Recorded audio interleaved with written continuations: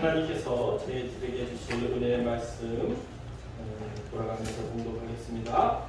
은혜의 말씀은 마태복음 5장 1절부터 7절 말씀입니다. 예수께서 무리를 모시고 산에 올라가 앉으시니 제자들이 나온지라. 심령이 가난한 자는 복이 있나니 천국이 그들의 것이며, 애통하는 자는 복이 있나니 그들이 위로를 받을 것이며, 온유한 자는 복이 있나니 그들이 땅을 기업으로 받을 것이며, 의에 지고 목마른 자는 복이 있나니 그들이 배부를 것이며, 긍휼히 여기는 자는 복이 있나니 그들이 긍휼히 여김을 받을 것이며. 아멘. 찬양의 가사들이 너무너무 아름답습니다. 제목이 뭐예요? 대명. 세계명. 지금 몇 주 전부터 우리 팔복이 됐어요. 이 팔복을 소유했을 때 천국의 백성이 됐다고 말씀해 주셨습니다.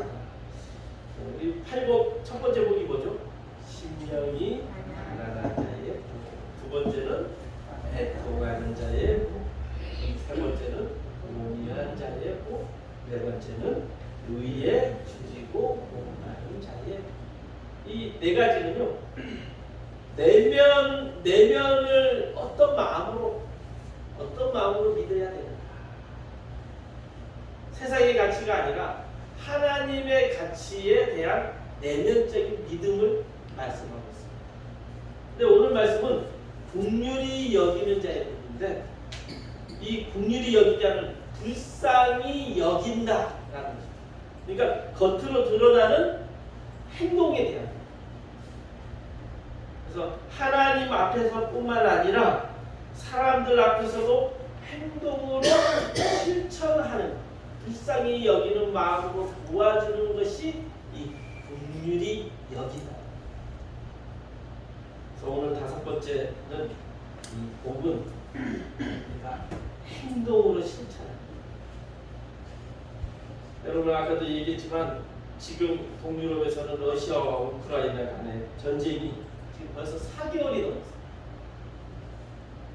많은 사람들이 죽어가고 있어요. 뭐 노인, 아이, 뭐 할 거 없이 그냥 비천한 상황이 나오고 있어요.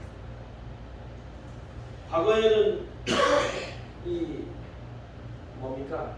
재래식 무기였는데 지금은요, 그 사진 찍어 봤더니 폭탄이 하늘에서 다시 퍼져요. 빛처럼 폭탄이 하나를 발사하면 탁 퍼져가지고 그것이 나왔는데 어디 뭐 빛처럼 됩니다. 쑥대밭이 있는 거예요. 그러니까 뭐 어린 아이 할 것 없이 뭐 남편도 아내도 자식도 죽어가고 있어요. 얼마나 그 우크라이나 사람들의 이 가슴에 한이 생기고 슬픔과 분노가 가득할까요? 아마 이 세상에서 이런 슬픔과 분노에 가득한 이 세상에 그리스도인들에게 가장 필요한 마음이 긍휼의 마음이 아닐까 생각해 봅니다. 마음속에 분노가 차게 되는 이유는 성경에서는 하나님을 떠나 인간의 악한 죄의 본성 때문이라 말하고 있습니다. 얼마나 악해질 수 있는가? 지금 우크라이나에서 일어나는 전쟁을 보면 알 수 있지 않습니까? 또 어제가 6.25, 우리나라 70년 전에 6.25가 있었어요. 우리 예전에 염산교회라고 가보셨잖아요. 거기에서 북한 사람들이 와가지고 그 아이들 돌을 묶어가지고 던지고, 사람이 악해지면 얼마나 악해질 수 있는가.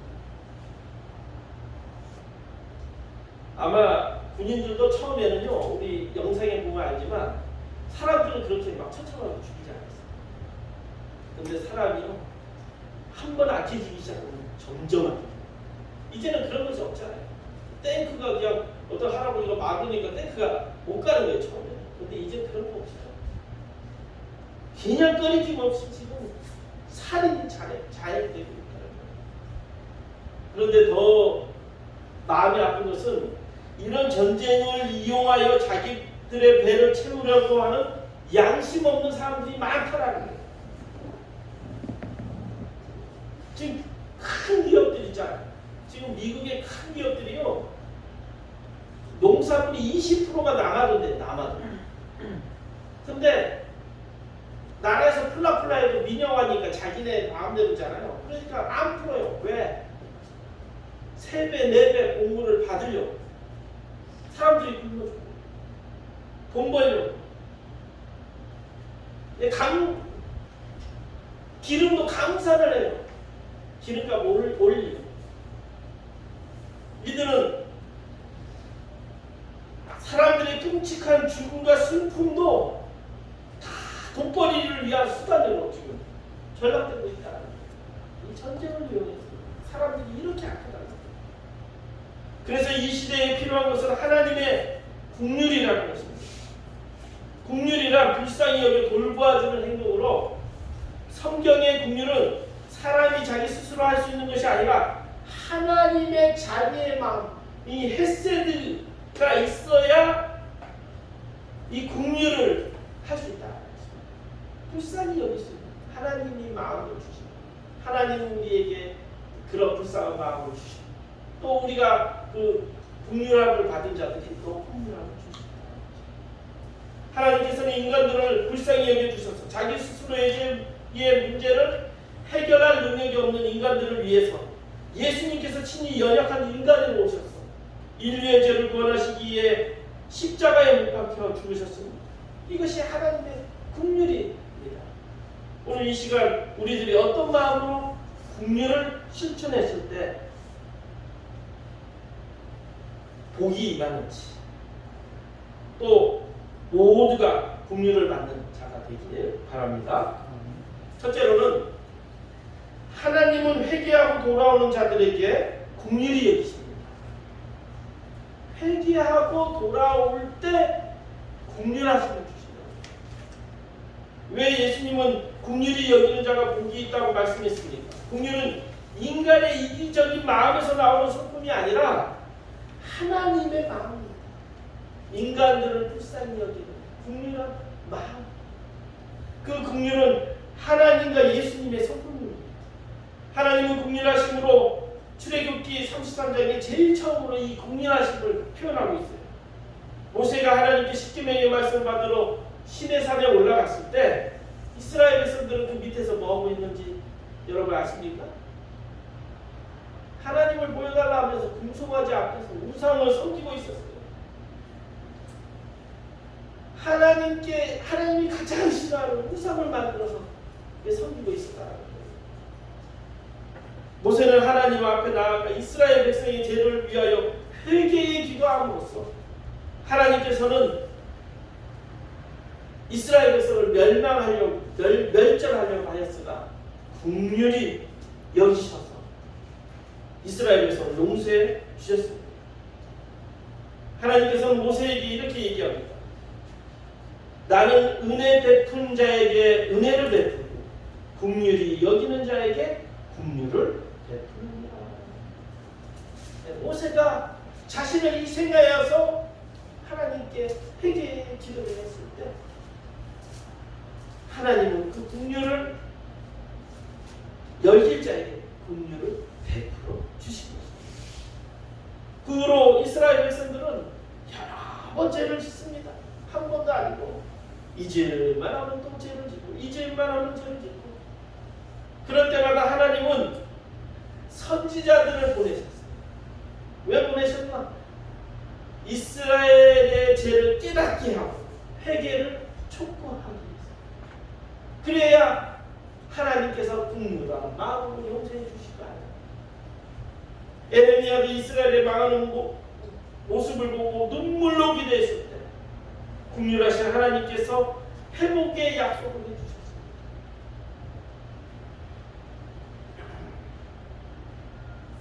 이처럼 하나님은 회개하고 돌아오는 자에게 긍휼히 여겨주십니다. 우리가 회개하고 돌아오기만 하면 이전의 죄를 물으시지 아니하시고 하나님은 긍휼히 여겨 주십니다. 이사야도 이스라엘 백성의 죄를 회개하고 돌아와서 하나님의 긍휼을 받으라고 말했어요. 이사야 55장 7절에 보면 악인은 그 길을, 불의한 자는 그의 생각을 버리고 여호와께로 돌아오라. 그리하면 그가 긍휼히 여기시리라. 우리 하나님께로 돌아오라. 그가 너그럽게 용서하시리라. 실제로 이스라엘 백성들이 회개하고 말씀을 회복하였을 때 하나님은 그들의 회개를 보시고 긍휼을 베풀어 주셨습니다. 그냥 긍휼을 베풀어 주셨다는 것이 그냥 불쌍히 여겨가지고 잠깐 도와준다는 것이 아니에요. 그 긍휼은 놀라운 기적으로 일어납니다. 여러분, 이스라엘이 바벨론에게 멸망당해서 70년 동안 노예로 있지 않았습니다. 이스라엘 백성들이 회개하고 하나님 말씀으로 돌아왔을 때 놀라운 하나님의 긍휼이 있었다는 거예요. 놀라운 하나님의 기적이 있었다는 것입니다. 바벨론 포로로 끌려갔던 이스라엘 백성들이 본토로 돌려보내기 시작했다. 그냥 돌려보낸 것이 아니에요. 먼 타국으로 노예로 갔던 자들이 1차, 2차, 3차로 돌려보낼 때 그냥 돌려보낸 것이 아니라 예루살렘의 성전과 성벽을 재건하게 하고 그 재정도 든든하게 채워주셨다는 거예요. 그리고 어떻게 미치지 않고서 망한 나라를 다시 재건시켜줍니다. 어떤 왕이 미치지 않고서는 이렇게 할 수 있겠습니까? 그냥 재건시켜준 것이 아니라 성전을 지어주고 성벽을 튼튼하게 마련하고 가축과 재물들까지도 돌려보낼 때 다 같이 돌려보내요. 그런데 하나님이 미친 것이 아니라 바사왕 고레스의 허락을 통해서 아세로 아다사스다 왕까지 포로 1, 2, 3차에 걸쳐서 그렇게 돌려보내요. 하나님이 미치는 게 아니라 두 번째, 세 번째 말이에요. 믿을 수 없는 일이잖아요. 제국이라는 것은 나라를 다 망하게 하고 자기 홀로 서야 되는 것이 제국. 그런데 그 포로된 자들은 1차, 2차, 3차로 보내주면서 거기에 나라를 세우게 하신 거예요. 이것을 어떻게 설명하겠습니까? 설명할 수가 없어요. 하나님의 긍휼하심입니다. 에레미야 선지자와 이사야 선지자를 통해서 이스라엘 백성이 회개를 촉구하고 하나님께 긍휼을 구하였을 때 하나님께서 긍휼히 여기셨기 때문에 이런 놀라운 기적이 일어났다는 것입니다. 사랑하는 성도 여러분, 우리의 죄가 많다 할지라도 우리가 눈물을 흘리며 회개하고 돌아오기만 하면 하나님께서 긍휼히 여겨주십니다. 기적처럼 무너졌던 것들이 다시 일으켜 세워 주십니다. 불가능한 상황들을 가능한 상황으로 돌려 보내주십니다. 그렇기 때문에 우리가 회개하고 돌아오고 하나님의 긍휼을 구해야 하는 것입니다.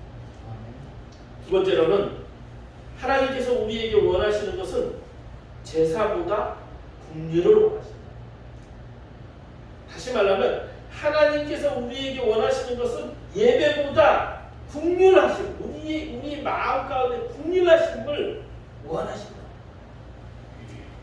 성도 여러분, 우리의 죄의 마음을 품고도 하나님께 예배 드리면 하나님은 그 예배를 받으실까요? 죄의 마음을 가지고 와가지고 악한 마음을 품고 예배 드리면 하나님께서 그 예배를 기뻐 받으실까요? 여러분, 기뻐 받지 않습니다. 제 마음을 품고서 아무리 많은 헌금과 아무리 많은 헌신을 드린다면 하나님 그 예배를 받으시지 않아요. 그래서 사무엘상 15장 22절에 이렇게 얘기하잖아요. 사울이 하나님의 말씀을 어기면서 제사를 지냅니다. 그래서 순종이 제사보다 낫고 듣는 것이 수양의 기름보다 낫다. 이렇게 말씀하신 거예요. 예배의 자세가 참 중요합니다. 악한 마음을 품고 와가지고 해가지고 예배드리는 그 예배를 하나님 받으시지 않는 거예요. 악한 마음으로 그냥 저주의 기도를 저주의 중보 기도하는 사람들도 있어요. 하나님 받아주실까요? 안 받아주실까요? 네, 답이 나오잖아요. 안 받아주세요. 이것은 저주의 마음을 품고 기도하는 것은 하나님의 마음이 아니라 누구의 마음이다? 사탄의 마음이다. 하나님은 의인을 부르러 오신 것이 아니라 겸손하게 죄를 고백하는 자를 불러 구원하기 위해서 오셨습니다.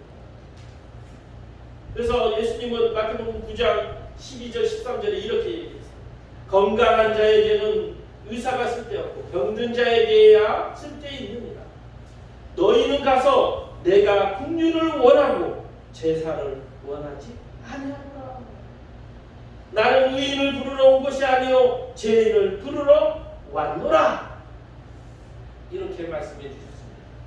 우리 주님은 우리가 긍휼하기를 원하십니다. 어떤 자가 긍휼한 사람입니까? 누가복음 10장에 긍휼한 사람에 대해서 잘 나온 예가 있습니다. 선한 사람.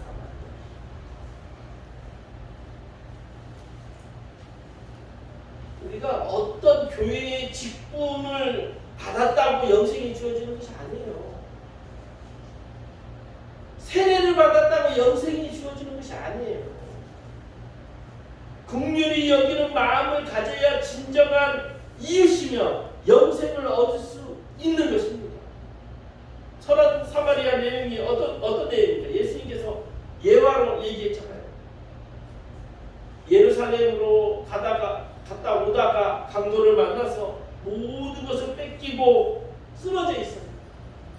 그때 누가 지나가냐? 제사장이 지나가. 레위원도 지나가고. 그런데 그 종교 지도자예요. 그런데 그를 보고 피하여 지나갔습니다.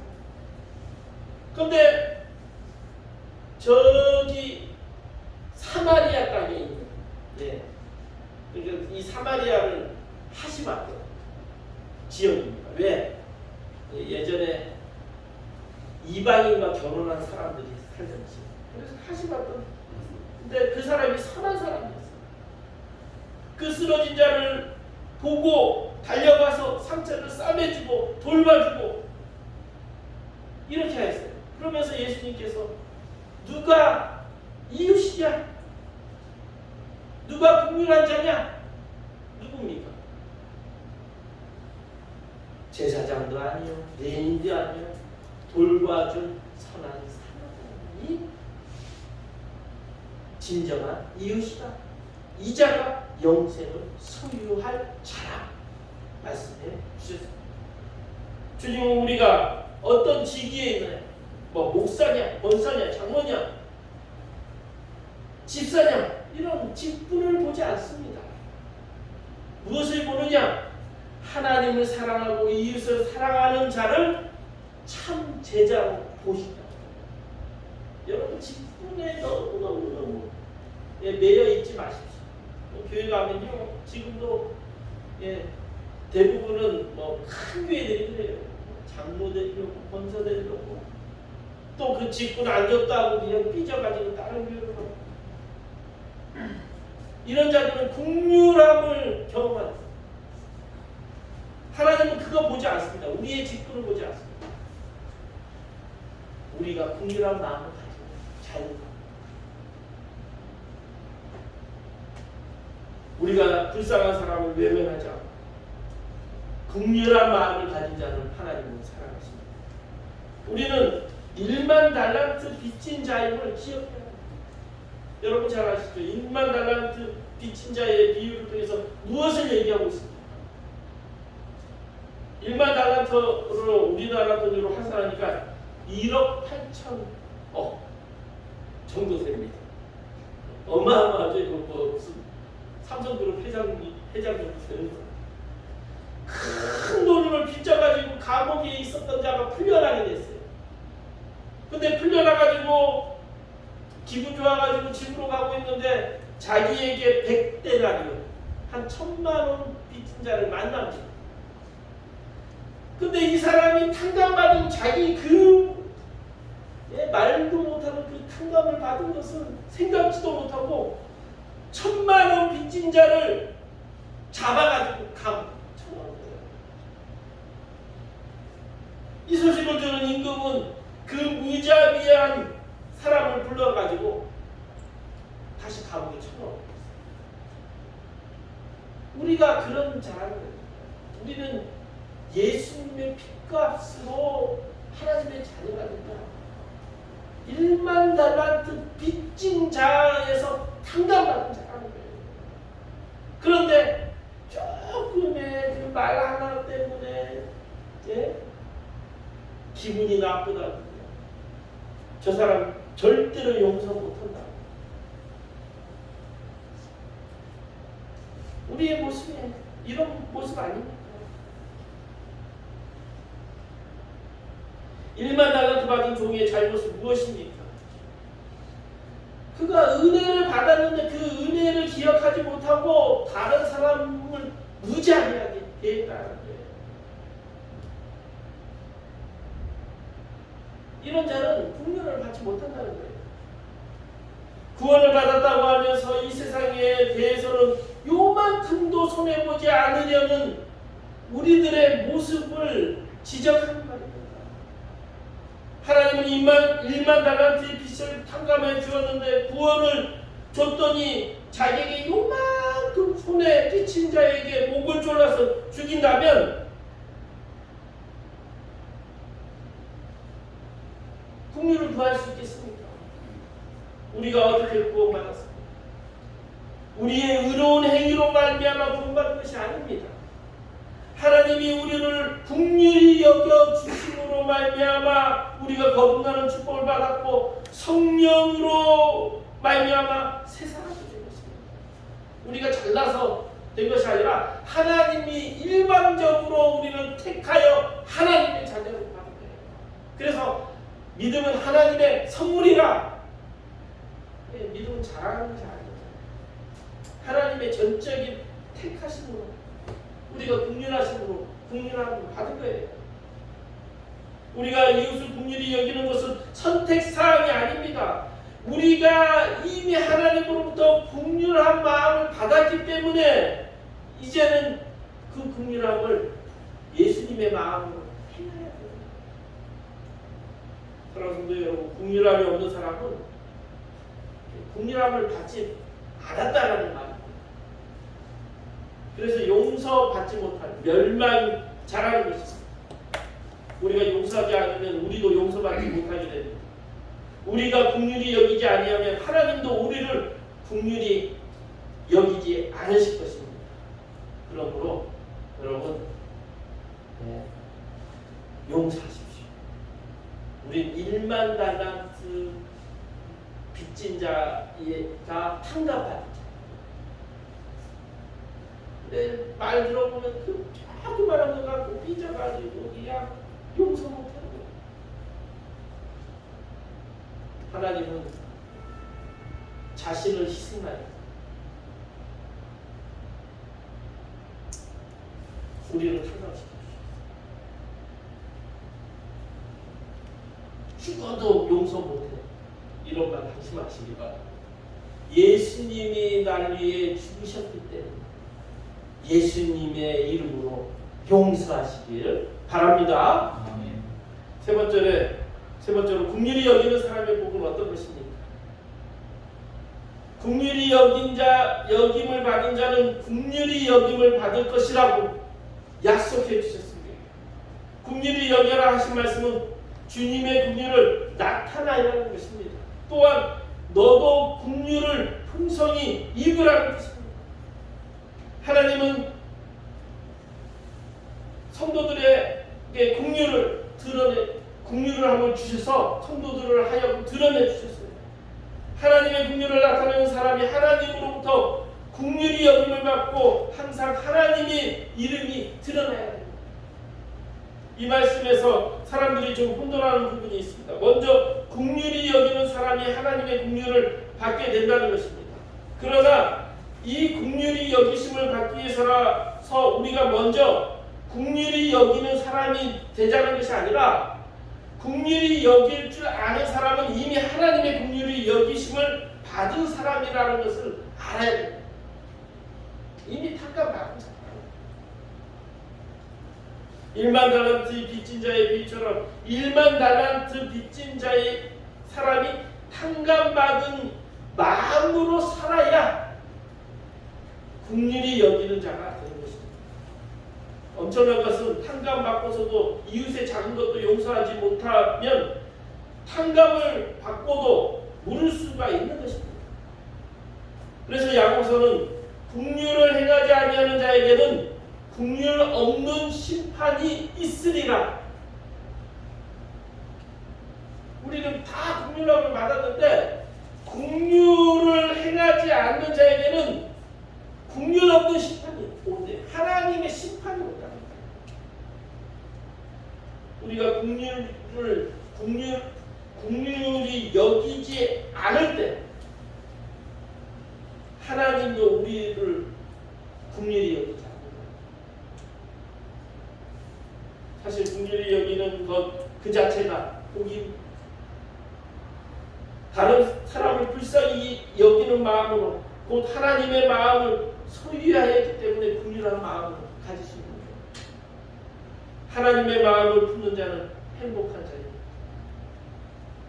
다른 사람을 미워하고 화내는 것보다 용서하고 불쌍히 여길 때 오히려 우리 마음은 평안함으로 복을 얻을 줄 믿습니다. 베니스 상인에서 이런 말이 있어요. 긍휼에 대해서 얘기하는데 긍휼은 고요히 내리는 빗방울처럼 긍휼을 베푸는 사람과 긍휼을 받는 사람을 다 함께 축복한다. 그러니까 긍휼을 베푸는 사람과 긍휼을 받는 사람을 다 함께 축복한다. 너무 좋은 말 아닙니까? 긍휼을 고요히 내리는 빗방울처럼. 비는 저 사람이 높으냐 낮으냐 상관없이 모든 사람에게 내리지 않습니다. 그 긍휼을 베푸는 사람도 또 긍휼을 받은 사람도 다 하나님의 축복을 받는 얼마나 좋은 말입니다. 우리 주변에 소외받고 연약한 자, 가난한 자들이 있습니다. 바로 그런 사람들이 주님으로부터 긍휼이 필요한 자입니다. 우리를 통해서 그런 역사가 일어나기를 원한다는 겁니다. 또 멀리 있는 것이 아니에요. 왼수 같은 남편, 왼수 같은 아내, 과거의 잘못을 여러분 이제는 주님의 이름으로 용서하시고 계속 그분으로 평생 살면서도 용서 못하는 사람들이 있지 않습니까? 평생 살면서도 가족들을 용서 못하는 사람들이 있어요. 주님께서 긍휼하심을 우리에게 주셨어요. 그렇기 때문에 이제는 여러분 긍휼한 마음, 먼저는 가장 가까운 우리 가족의 죄를 용서하는 여러분이 되시길 바랍니다. 사랑하는 성도 여러분, 이 땅에 행한 작은 긍휼이 마지막 최후의 심판 때 우리를 영원한 천국으로 인도하는 엄청난 결과를 가져다 줍니다. 예수 그리스도의 마음을 품었기 때문에 긍휼 자체가 행복한 사람이 된다는 사실을 여러분 꼭 믿고 우리가 긍휼하심을 받은 자로서 긍휼을 줄 수 있는 우리들이 되길 바랍니다. 네, 문제를 풀어보도록 하겠습니다. 1번 특별히 하나님을 회개하고 돌아온 자에게 긍휼히 여겨 주셨습니다. 긍휼히 여기지 않으면 하나님께서도 우리를 긍휼히 여기지 않으십니다. 1만 달란트 빚진 사람이 탕감받은 마음으로 사는 것이 긍휼히 여기는 자가 되는 것입니다. 기도하겠습니다.